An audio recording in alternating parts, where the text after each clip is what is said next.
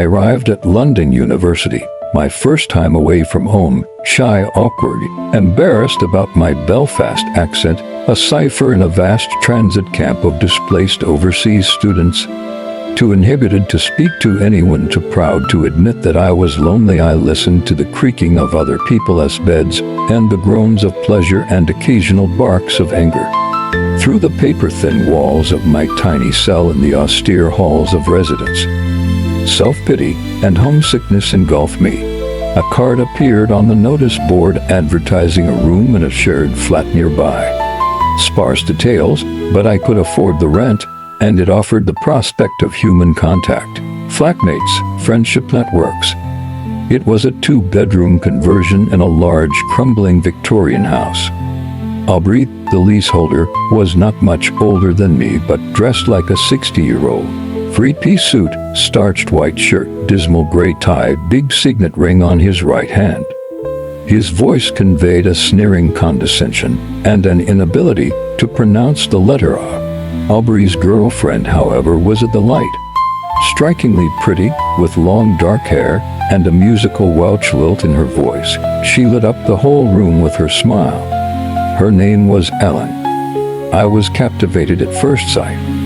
I left expecting little of the interview and was overjoyed when Ellen phoned the following morning and told me I could move in. I knew instinctively that she had wanted me and that Aubery had not, but she had somehow prevailed. Ellen was a first-year student at my college. Aubery was a junior accountant, but earning good money. I soon realized that he was a total fake. His superior accent and manner, his name, his vaguely aristocratic background, probably even his lisp, were entirely fabricated. Aubery's working day was elastic. Sometimes he would arrive home before the 5 o'clock rush hour, sometimes late at night. Ellen kept similar hours to myself. In the morning she would kiss Aubery goodbye, then we would walk together to the campus, and at lunch meet again and chat some more. In the evenings, before Aubery got back, we would often sit together studying, talking, or simply watching TV. Our friendship blossomed. The only topic we avoided was Ellen's relationship with Aubery. She somehow knew that I had a low opinion of him, and the subject became taboo. Instead, we talked about philosophy, politics, religion, literature, films, music, and eventually about ourselves.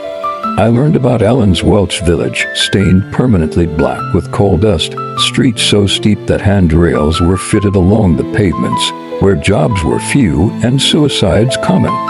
From me, Ellen learned about the festering bigotry that rotted the minds of Belfast's young. We told one another our dreams and our fears and our past histories. We poured out our souls.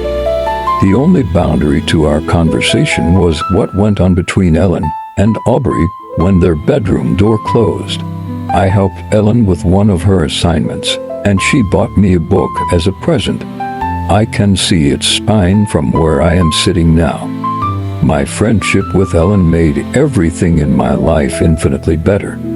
A spring came into my step. I started eating properly and paying attention to my appearance, and made other friends at the university without even trying.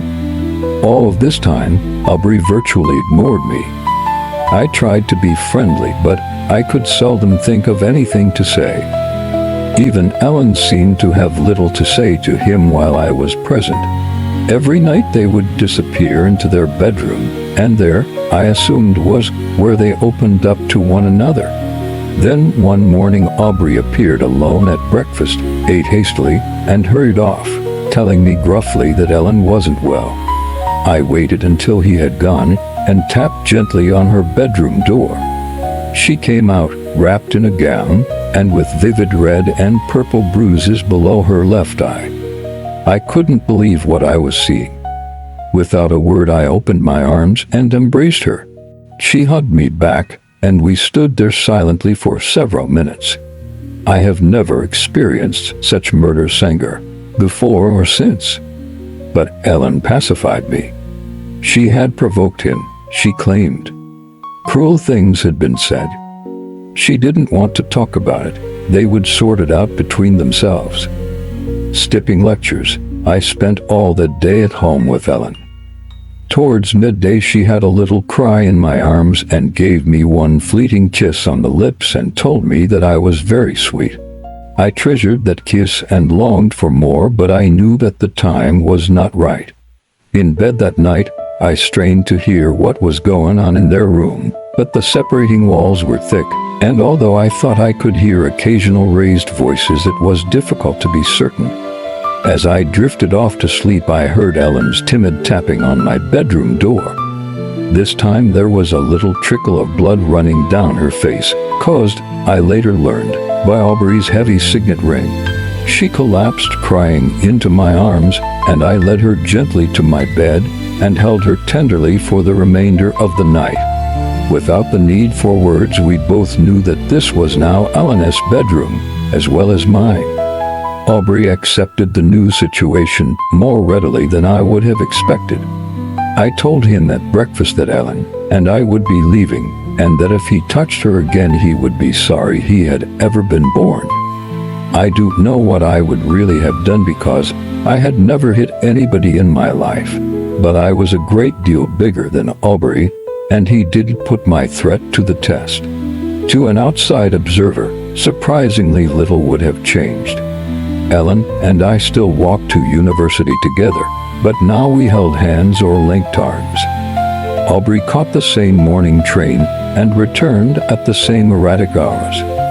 But internally, the dynamics of the flat had altered beyond all recognition. Both Aubery and I underwent a personality change. With Ellen as my lover as well as my friend, I felt 10 feet tall, my essay-grade sword. And I am convinced that I even looked different. Aubery, on the other hand, seemed to shrink into the background, scratching around unobtrusively like a mouse in a larder.